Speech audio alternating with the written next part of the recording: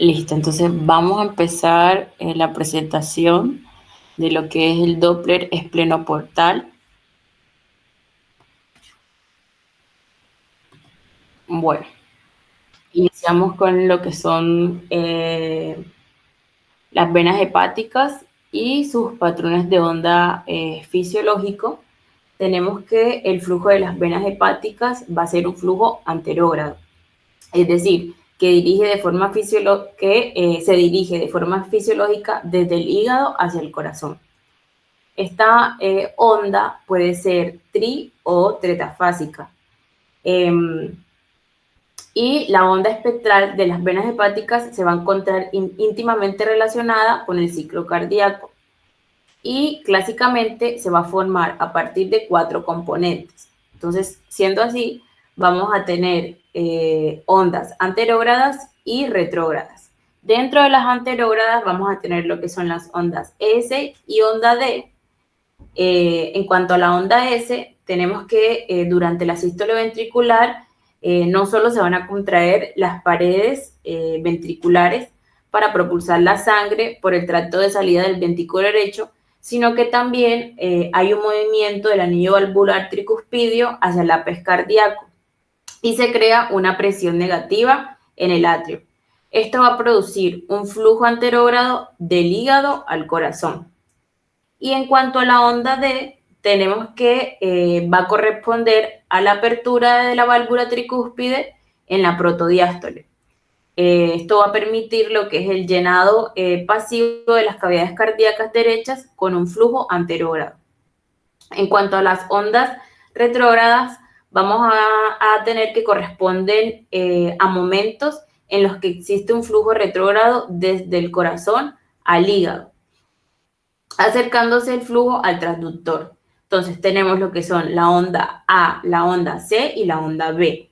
En cuanto a la onda A, esta coincide con la contracción atrial que propulsa la sangre en 2 direcciones, es decir, anterógrada hacia el ventrículo derecho y retrógrada hacia la vena cava inferior y venas hepáticas.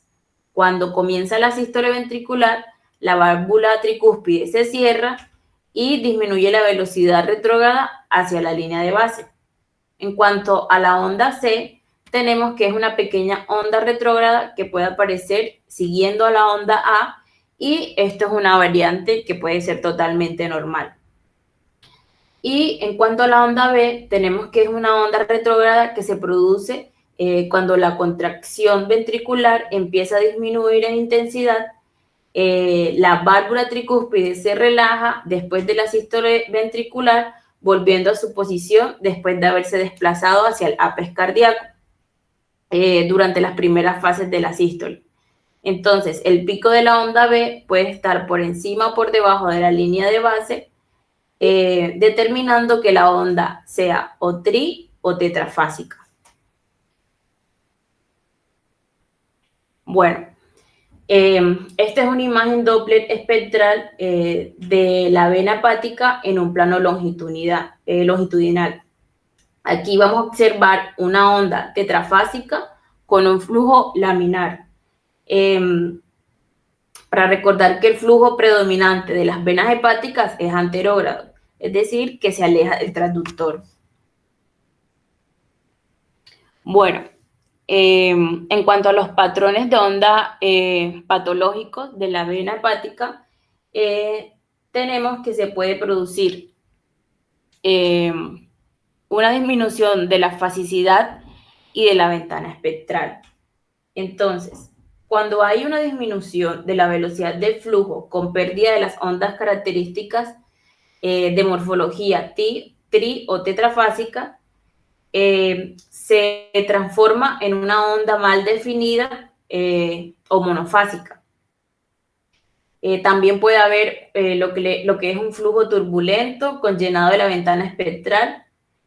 Y si no hay onda, es decir, si no hay flujo, perdón, es decir, que si la onda es afásica o la dirección del flujo es monofásica y en dirección retrógrada, debemos de pensar en una patología, la cual es el síndrome de Buchiari como primera opción. También hay otras causas de fasicidad disminuida, como lo es la enfermedad oclusiva venosa hepática o la cirrosis. Entonces, aquí tenemos una imagen de un paciente que tenía cirrosis hepática alcohólica y vemos que se observa una pérdida de la morfología normal de la onda. Es decir, estamos viendo una onda monofásica con llenado de la ventana espectral. También puede haber un aumento de la pulsatividad de la onda con aumento de las fluctuaciones de la onda Doppler que van a indicar patología. Entonces, esto es de predominio en dos entidades, y estas son la regurgitación tricuspidia y el fallo cardíaco derecho. Estas entidades suelen presentarse conjuntamente, lo que hace que sea pues como difícil su distinción. Y el hallazgo que más las caracteriza, como ya dije antes, es el aumento de la pulsatividad de la onda. Entonces, en la regurgitación tricuspidia, las características de la onda Doppler va a ser un aumento en el tamaño de las ondas retrógradas, es decir, las ondas A y B, tanto en la sístole como en la diástole va a haber un mayor volumen sanguíneo. Esto va a generar que se produzcan ondas A y B grandes. Y también puede haber pérdida de la profundidad o reversión de la onda S. Vamos a tener que durante la sístole la válvula tricúspide, que es incompetente, altera el efecto de presión negativa que se produce en la aurícula, creado pues, en las primeras fases de la sístole. Esto va a provocar que haya una disminución de la onda anterograda, es decir, de la S, volviéndose menos profunda que la onda D. En casos muy graves, esta onda S puede incluso hasta revertirse y sobrepasar la línea de base junto con las ondas S y B, que son retrógradas. Entonces, vemos en la imagen un paciente que cursaba con regurgitación tricuspidia. Vemos como la onda S tiene una profundidad disminuida en relación a la onda D. Bueno, pasando a lo que es la vena porta, tenemos que el patrón, en cuanto a su patrón de onda fisiológico, tenemos que la vena porta se va a formar a partir de la confluencia del eje venoso mesentérico y esplénico. Asciende junto a la arteria hepática y la vía biliar a través del ligamento hepatoduodenal, dando dos ramas principales, derecha e izquierda. Estas ramas van a dividir el hígado en un plano horizontal, diferenciando los segmentos superiores de los inferiores. Tenemos que el flujo portal se dirige hacia el transductor en forma de una onda monofásica que se encuentra por encima de la línea de base del Doppler espectral. A este flujo se le suele denominar el flujo hepatopetal, es decir, el flujo fisiológico de la sangre hacia el hígado. Tenemos que la pulsatividad proveniente de las venas hepáticas a través de los sinusoides hepáticos condiciona que la onda posea pues pequeñas fluctuaciones. Y también a recordar que la velocidad del flujo de la vena porta normal es de 15 centímetros por segundo. Entonces tenemos en la imagen un Doppler espectral de la vena porta normal en un plano intercostal y longitudinal. Entonces observamos esa onda monofásica con flujo hepatopetal mayor de 15 centímetros por segundo.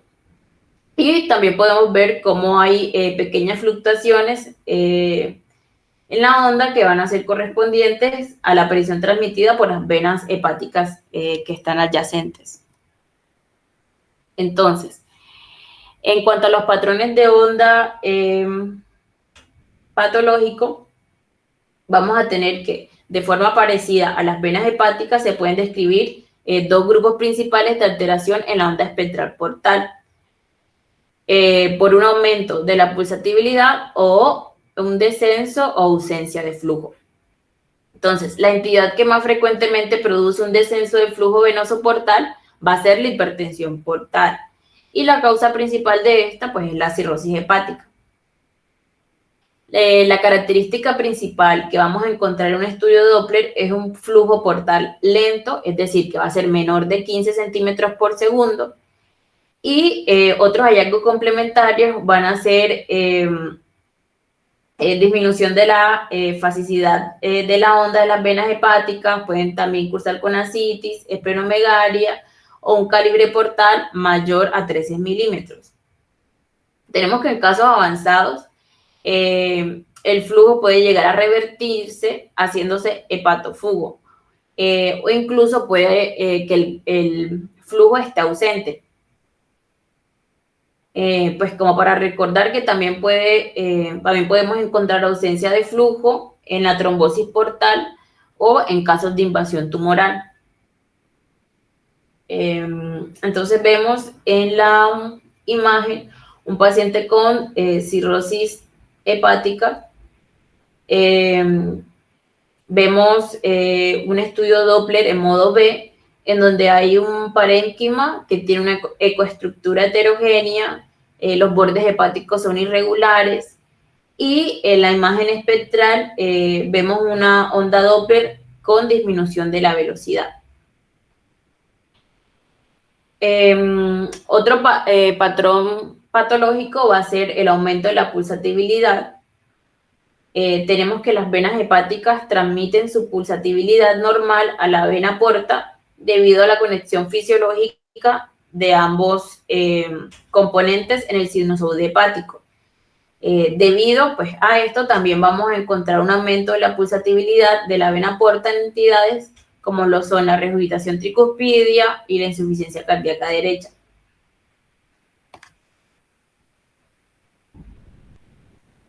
Bueno, pasando a la arteria hepática y su patrón de onda pues, fisiológico, vamos a tener que la mejor ventana ecográfica para el estudio Doppler de la arteria hepática suele ser la intercostal.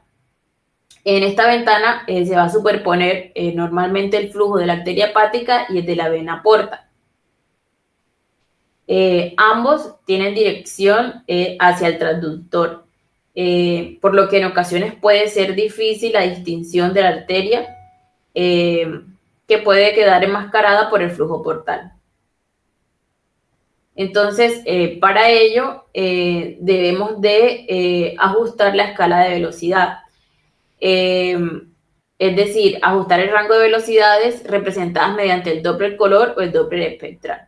Entonces vemos en esta imagen una ecografía Doppler color utilizando una ventana intercostal. Vemos en la primera imagen el Doppler color en la región del hilio hepático, donde pues, es difícil la distinción entre la vena porta y la arteria hepática. Ya en la imagen B, en la imagen de abajo, vemos que hubo un ajuste en la escala de velocidad, pues se aumentó y esto permitió encontrar el flujo de alta velocidad, que es el que corresponde a la arteria hepática. Bueno, tenemos que la onda espectral de la arteria hepática va a presentar un patrón pulsátil y el pico sistólico más alto va a corresponder con el pico sistólico seguido de un descenso pues, diastólico.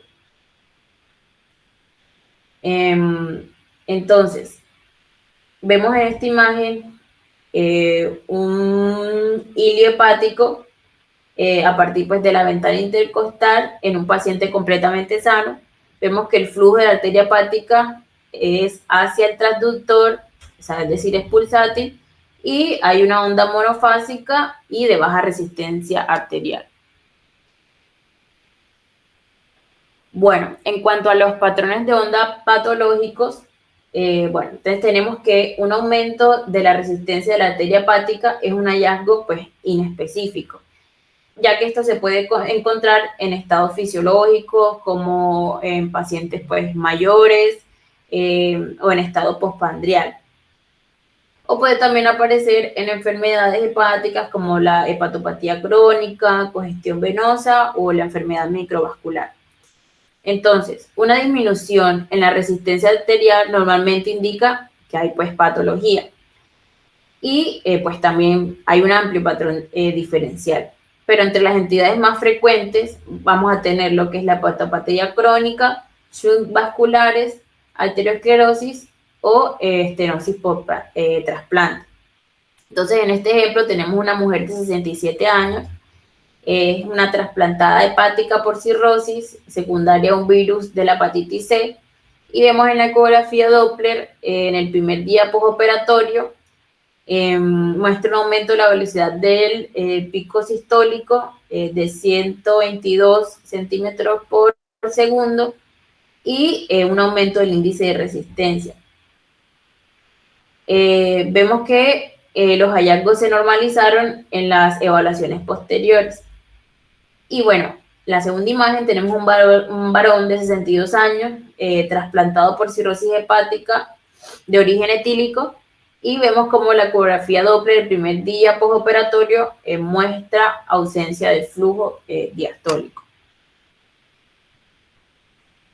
Bueno, pasando ya como tal a lo que es la hipertensión portal, tenemos que es el resultado de un aumento de la resistencia o el flujo sanguíneo en el sistema venoso portal.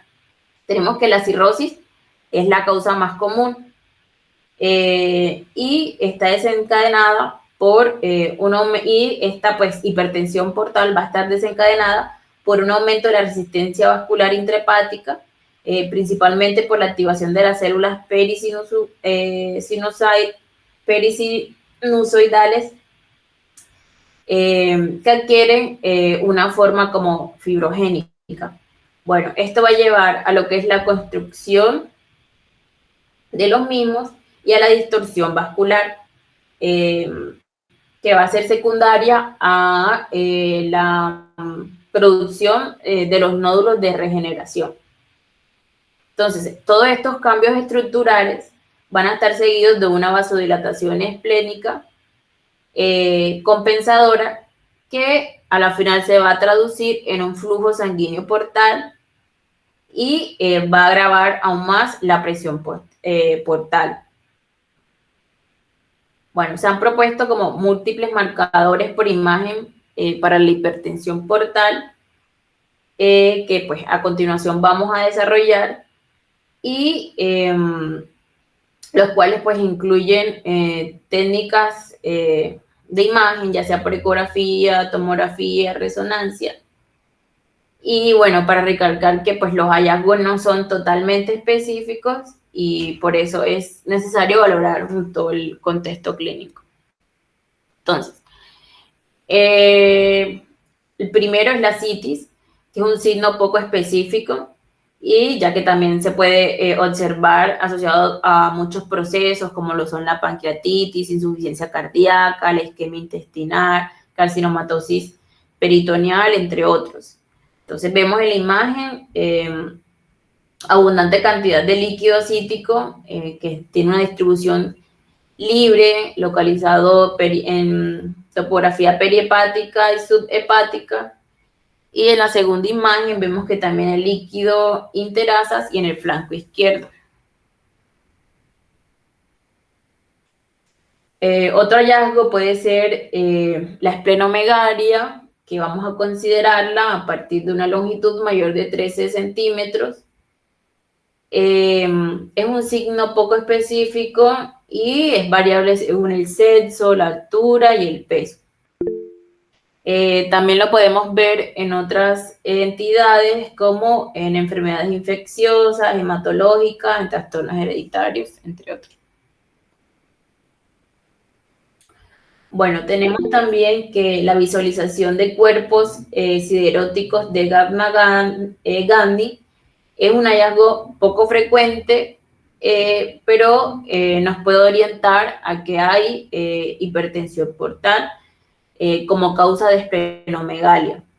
Entonces, en la ecografía vamos a identificar múltiples focos hiperecogénicos y tenemos que la resonancia es la técnica que mejor los caracteriza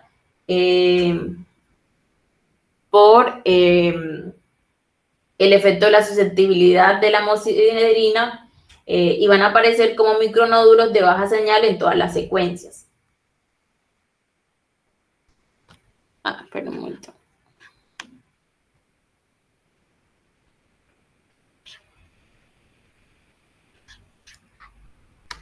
Bueno, entonces, observamos aquí en esta imagen múltiples focos ecogénicos puntiformes que no tienen sombra acústica y están distribuidos de forma difusa en el vaso, el cual se encuentra de tamaño aumentado. Y vemos en la otra imagen focos de baja señal en el mismo paciente en la resonancia magnética en una secuencia potenciada en T2.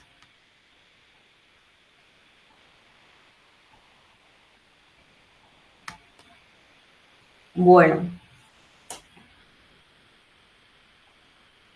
también debemos de considerar el diámetro de la vena porta a partir de 13 milímetros. Idealmente vamos a colocar el transductor en la región subsifoidea para identificar a la vena porta posterior al lóbulo izquierdo, con el paciente en la inspiración. Tenemos que este hallazgo presenta una alta especificidad, sin embargo, tiene una baja sensibilidad, ya que el diámetro de la porta no aumentará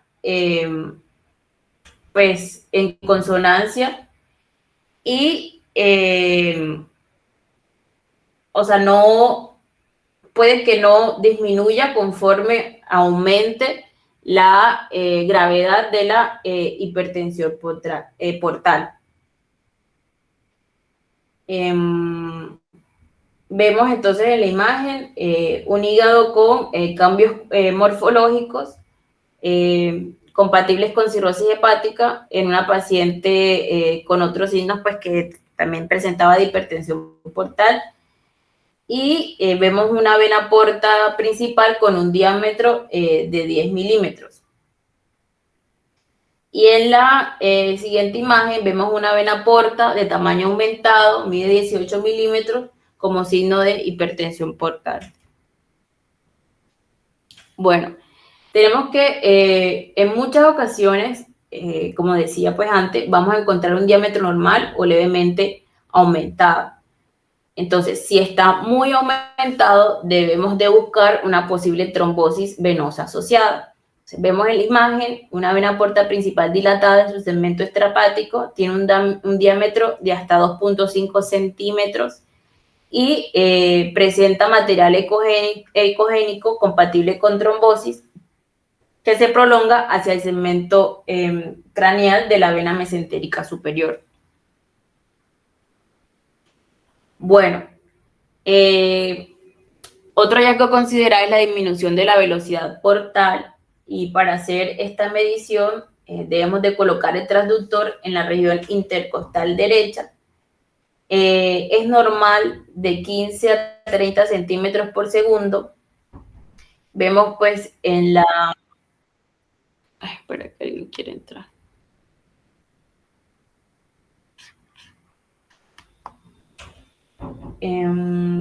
Vemos, bueno, debemos de conocer si hay presencia de colaterales portosistémicas, ya que estas pueden modificar la velocidad. En especial, si hay presencia de la vena paraumbilical permeable, ya que nos va a dar un falso negativo, ya que los cambios hemodinámicos que genera resultan en el aumento de la velocidad. Y por el contrario, si hay una derivación gastrorenal o esplenorenal, va a disminuir aún más la velocidad. Entonces tenemos un ejemplo, la primera imagen, la vena porta con flujo hepatopeto. En el estudio espectral vemos que se sitúa por encima de la línea de base, ya que tiene una velocidad de 25 centímetros por segundo. Y en la siguiente imagen vemos también una vena porta con un flujo hepatópeto y su velocidad, por el contrario, se encuentra disminuida. Está por debajo de 15 centímetros por segundo. Bueno, tenemos también lo que es la inversión del flujo portal. Tenemos que recordar que dependiendo de la orientación del vaso respecto a la posición del transductor, el flujo puede producir un desplazamiento de la onda espectral por encima o por debajo de la línea de base. Entonces, si nos colocamos en la región intercostal derecha, el flujo portal normal es hepatópeto y nos va a devolver la señal en color rojo. En el estudio espectral vamos a ver un flujo ondulatorio de bajo de nivel en relación a la facilidad respiratoria y cardíaca de la vena porta. En un paciente que tiene hipertensión portal severa, podemos observar un flujo hepatofugo, es decir, un flujo invertido, y va a dar una señal color azul si nos posicionamos pues, en dicha localización. Entonces, vemos en la imagen una vena porta principal permeable con un flujo hepatofugo con la velocidad por debajo de la línea de base, que es en torno a 24 centímetros por segundo. También debemos recordar que la arteria siempre tendrá una señal roja o de aliasing del color debido a la técnica del flujo lento que usamos para la evaluación del sistema venoso. Entonces, aquí en la figura, en la siguiente figura, observamos una vena porta principal permeable con un flujo invertido en la rama principal intrahepáticas. Esto como signo de arterización hepática por suplencia. Bueno, también vamos a tener unos datos indirectos en la vascularización hepática en cuanto a las venas suprahepáticas. Tenemos que un estudio Doppler normal de las venas suprahepáticas vamos a ver, bueno, la típica morfología trifásica a consecuencia de las variaciones del ciclo cardíaco, como ya les había dicho antes, y por tanto el flujo sanguíneo que se dirige al corazón durante la diástole y se invierte brevemente durante la sístole. Entonces vemos en la imagen un estudio espectral de la vena hepática con su morfología pues típica. Bueno, aproximadamente la mitad de los pacientes con hipertensión portal vamos a ver que disminuye la amplitud de estas oscilaciones y se adquiere una morfología más aplanada o incluso pseudoportal, a consecuencia de la estenosis condicionada por los nódulos de regeneración. Entonces vemos en la primera imagen un aplanamiento de la onda de la vena hepática media con un flujo que va a ser bifásico. Bueno, en estos casos también tenemos que hacer despistaje de la trombosis venosa asociada. Entonces vemos en las imágenes de abajo un aplanamiento de la onda de la vena hepática media con pérdida de su morfología trifásica, que adquiere un flujo similar al de la vena porta. Entonces, en la última imagen vemos que se visualiza un trombo en el sector más distal de la vena hepática media. Bueno, a medida que el flujo portal disminuye, el flujo arterial hepático se incrementa como mecanismo compensatorio. Esto se puede corroborar en el estudio Doppler como prominencia o aumento del tamaño de las arterias hepáticas. Entonces va a haber un flujo hiperdinámico de suplencia donde vemos aumento del pico de la velocidad sistólica y del índice de resistencia. Entonces en la imagen vemos un flujo hiperdinámico de suplencia en el estudio Doppler de la arteria hepática. Bueno, hay que tener pues en cuenta las colaterales venosas portosistémicas porque, como había mencionado antes, estas interfieren en la velocidad del flujo, pues en la presión del flujo. Entonces, vamos a tener que la tomografía computarizada es la técnica de mayor utilidad para su evaluación y se sabe que la hipertensión portal conduce a la formación de circulación colateral. es un proceso complejo que implica la apertura, dilatación e hipertrofia de las cavidades vasculares preexistentes para descomprimir el sistema portal. Por lo tanto, pues hay que mencionarlas en el informe, ya que estas tienen relación con la gravedad de la hipertensión portal, el deterioro también de la función hepática y también la encefalopatía hepática, el riesgo de sangrado, ya bien sea porque se presenta una hemorragia digestiva alta o durante algún procedimiento invasivo. También están relacionadas con la presencia de trombosis venosa y, pues, en consecuencia de todo esto, el aumento de la tasa de mortalidad. Entonces, vamos a tener diferentes puntos de anastomosis por TOCAVA, que son la unión gastroesofágica, periumbilical con abdominal, esplenorenal, gastrorenal y retroperitoneal. Y bueno, ahí vemos cuáles son las ramas de la circulación portal que están implicadas en cada una de estas anastomosis. Bueno, entonces, en cuanto a la unión gastroesofágica, en la imagen vemos una vena coronaria que mide más o menos 4.5 milímetros con un flujo hepatópeto en un rango de, pues, la normalidad, en un paciente que no presenta signos de hipertensión portal. Y en la siguiente imagen vemos como hay una gruesa colateralidad en el territorio coronario con inversión de flujo. Todo esto corresponde a signo de hipertensión portal.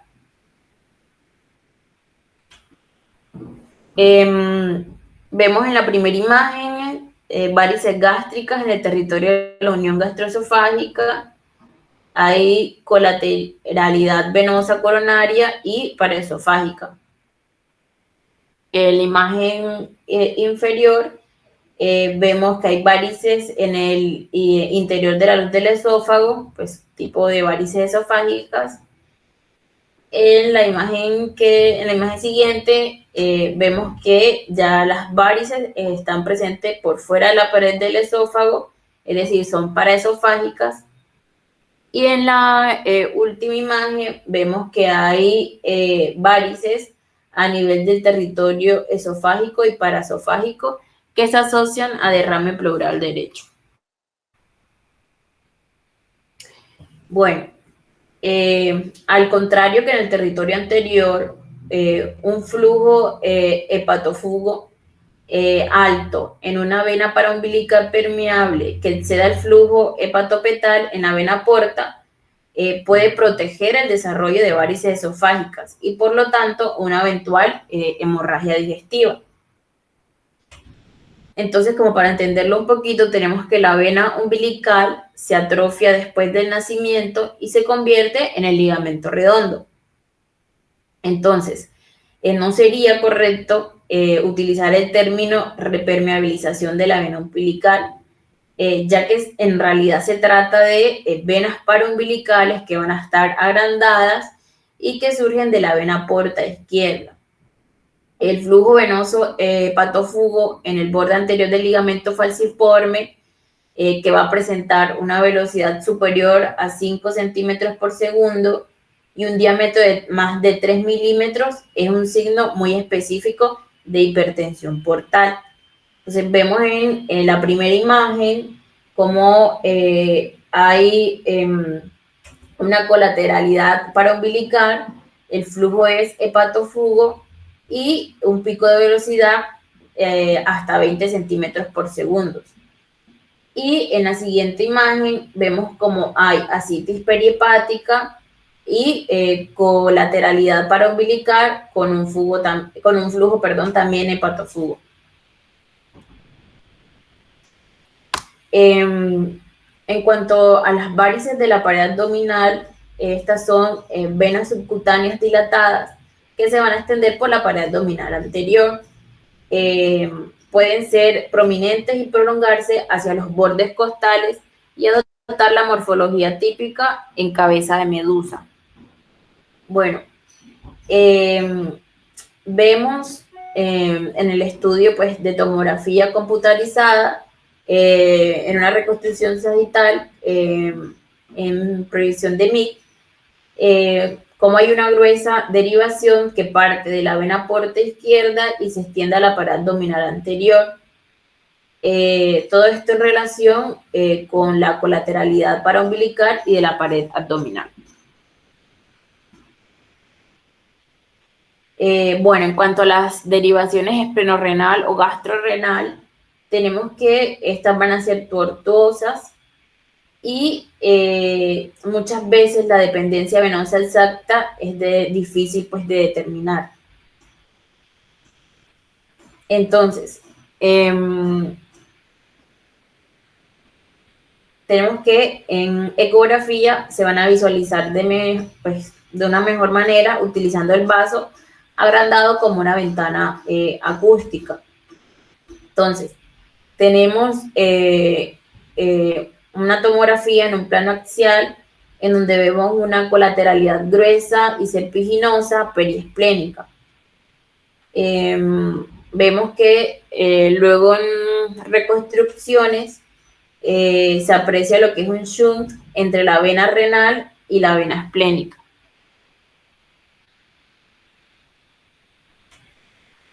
Acá tenemos una ecografía en donde se visualiza gran cantidad de varices en el hilio esplénico sin visualizar la dependencia clara de la derivación. Luego en la reconstrucción en tomografía vemos que se aprecia un shunt gastrorrenal y colateralidad en la curvatura mayor del estómago, que parte de la vena gástrica corta, que es rama de la vena esplénica. También vamos a tener shunt retroperitoneal que forman un grupo amplio y muchas veces complejo, ya que puede haber una derivación retroperitoneal entre los vasos mesentéricos o la porción no peritonealizada de las venas intestinales. Por ejemplo, puede ser venas del colon ascendente o descendente, del duodeno o páncreas, y con la vena cava inferior directamente o a través de la vena renal o lumbar. Entonces vemos en las imágenes cómo hay colateralidad venosa retroperitoneal que es proveniente de un shunt entre una rama de la vena mesentérica superior y la vena renal izquierda.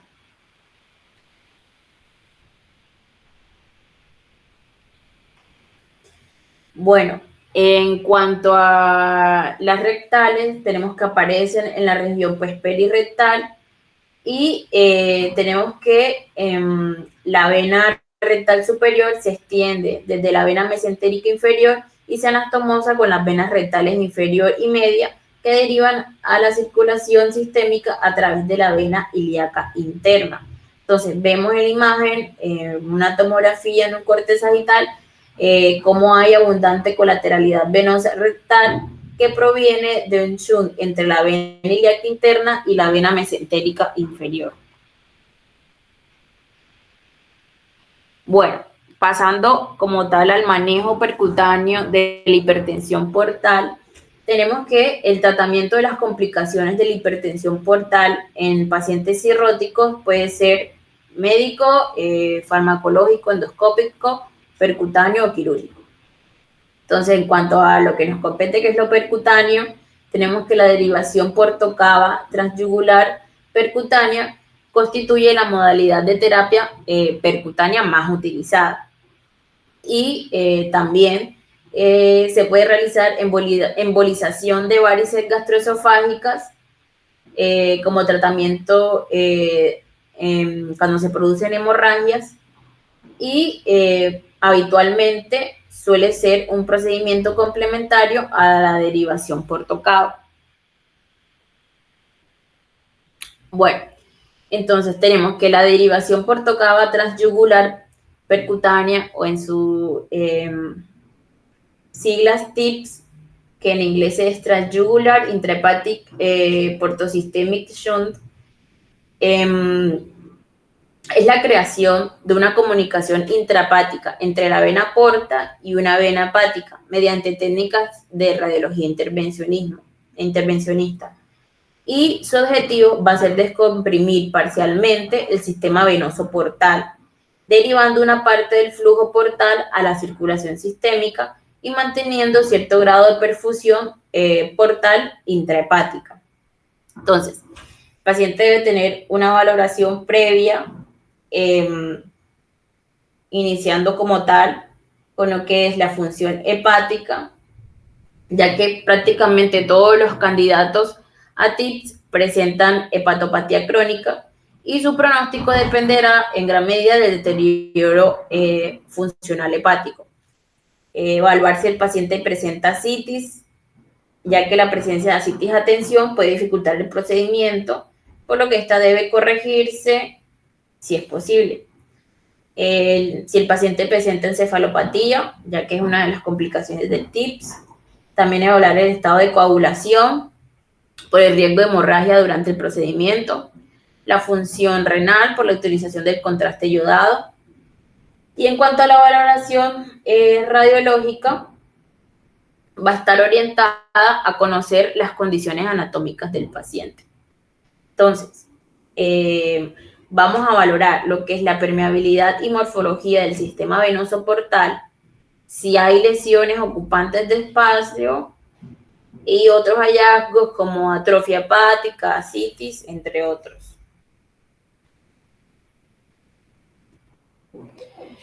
Bueno, van a haber contraindicaciones absolutas y relativas. Y en cuanto a las absolutas, es que el paciente presente insuficiencia cardíaca congestiva, hipertensión pulmonar grave, sepsis no controlable o tumores hepáticos diseminados. Y en cuanto a las relativas, si presenta coagulopatía grave, obstrucción biliar, lesiones ocupantes de espacio, trombosis o cavernomatosis portal. Entonces, en cuanto a la técnica, se inicia con la preparación del paciente. Como ya mencioné antes, deben de corregirse aquellas alteraciones que puedan suponer un aumento en la morbimortalidad, como la estabilidad hemodinámica, coagulopatías, ictericia obstructiva, ascitis, entre otros. Exacto. Realizar una paracentesis evacuatoria en los pacientes que presentan ascitis a tensión, realizar profilaxis antibiótica y asegurarse del soporte anestésico y de la monitorización.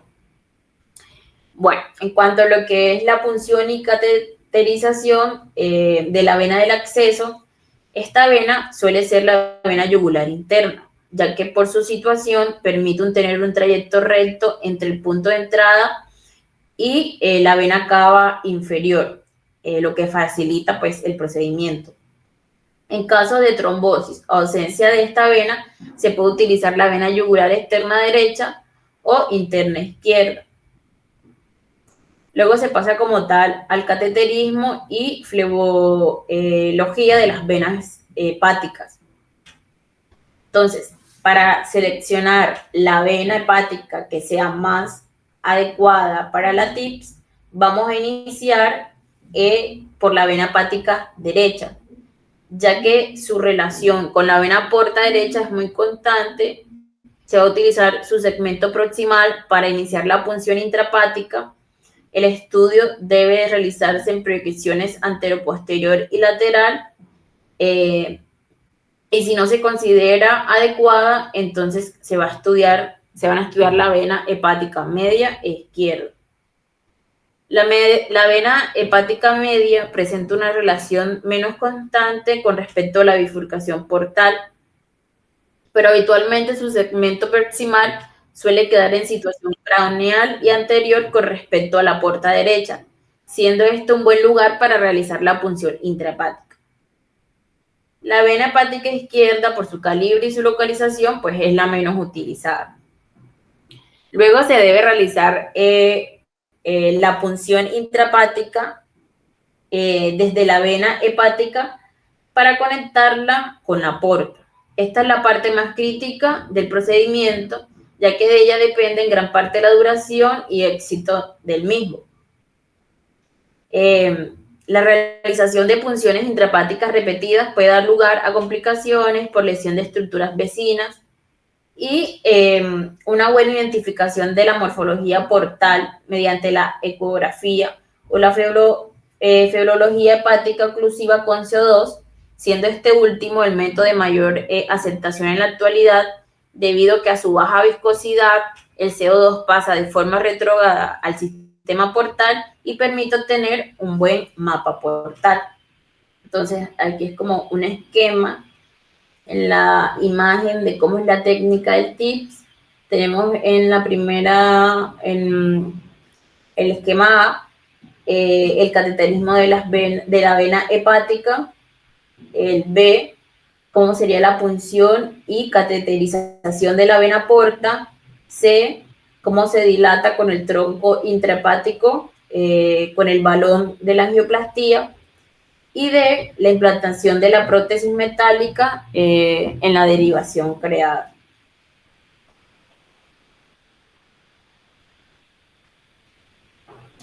Bueno, el dispositivo para dirigir y realizar la punción, tenemos que el más utilizado es el Roche Ushida, que como vemos en la imagen, sus componentes, tenemos un introductor de 10F con marca radiopaca. Este sirve de vía de acceso para la TIPS, que es el que está marcado con la flecha gruesa negra.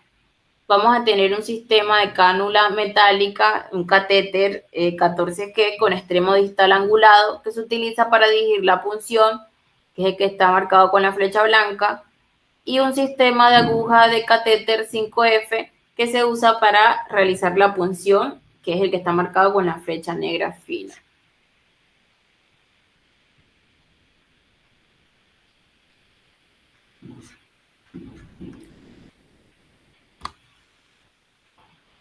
Bueno, entonces aquí vamos a tener una portografía directa obtenida tras la dilatación de la vía intrahepática y se observa la comunicación creada entre la vena hepática derecha y la vena porta derecha, marcado con la flecha en la primera imagen, obtenida tras la implantación de prótesis tipo Viator. Entonces se observa el anillo radiopaco marcado con la flecha fina, que permite delimitar el segmento distal no recubierto y situado en la porta, que es el que está marcado con la flecha gruesa blanca, del segmento proximal, y el situado en la vía y en la vena hepática, que es el que está marcado con la flecha gruesa negra. En la última imagen vemos una portografía final tras la recreación de una TIPS que se comunica, en donde se comunica la vena hepática derecha con la vena porta derecha, y se observa la permeabilidad de la derivación con el flujo dominante por esta. Entonces, hay que tener en cuenta en la medida de presiones el gradiente porto-cava, que es la diferencia entre la presión en la vena porta y la presión en la vena cava inferior, y es la mejor forma de cuantificar el grado de hipertensión portal. Por ende, va a ser un método excelente para valorar la eficacia hemodinámica de la TIPS. Este gradiente de presión debe ser inferior a 12 milímetros de mercurio. Entonces, en cuanto a las complicaciones de la TIPS, vamos a tener, bueno, diversas, como lo es el hemoperitoneo, hematoma intrahepático, fístula arterioportal biliar, trombosis arterial, infarto esplénico, hemobilia, colangitis, sepsis, pueden haber infecciones de la TIPS, migración de la prótesis, hemólisis, trombosis aguda, encefalopatía y disfunción de la TIPS. En cuanto a la disfunción de la TIPS, tenemos que esta puede perder su funcionalidad debido a la aparición de estenosis o oclusiones en la derivación. Estas estenosis pueden ser debidas a la hiperplasia de la pseudoíntima y pueden localizarse en cualquier lugar de la derivación. Si progresan, pueden producir trombosis y su aparición condiciona una pérdida del efecto descomprensivo de la TIPS y una elevación del gradiente Porto-Cava. Entonces, en caso de sospecha de disfunción, debe realizarse una portografía directa y una toma de presiones para confirmarla. Entonces, las estenosis de la derivación causantes de la disfunción pueden ser tratadas con éxito en la mayoría de los casos mediante angioplastía o implantación de una nueva prótesis. Vemos como en la imagen, en la primera foto, un paciente asintomático en una portografía de control a los 12 meses presenta una estenosis crítica de la vena hepática proximal que está marcado con la flecha y el gradiente Porto-Cava era de 19 milímetros de mercurio. Luego, se da la implantación de una segunda prótesis recubierta y observemos cómo hay resolución de la estenosis y en este paciente el gradiente de presión Porto-Cava disminuyó a 7 milímetros de mercurio. Entonces, en cuanto a la embolización de varices gastroesofágica, tenemos que, como había mencionado antes, es una técnica complementaria de la TIPS. Se debe caracterizar y ocluir selectivamente los pedículos venosos responsables de las varices y hay materiales embolizantes como lo son espirales, alcohol, N-butilcianoacrilato, entre otros. Las indicaciones de estas son la hemorragia por varices aguda, presencia de grandes venas colaterales, varices gástricas, varices ectópicas o de presentación inusual. Entonces, vemos acá una portografía directa obtenida durante la realización de la TIPS. En la fase tardía se observan varices gruesas, gástricas con importante derivación del flujo portal a la vena, que está marcado con la flecha. A la vena renal, que está marcado con la flecha. Bueno, entonces continúo. Entonces estábamos observando la imagen, una portografía directa obtenida durante la realización de la TIPS y vemos en la fase tardía cómo se observan la presencia de varices gástricas gruesas con importante derivación del flujo portal a la vena renal, que está marcado con la flecha.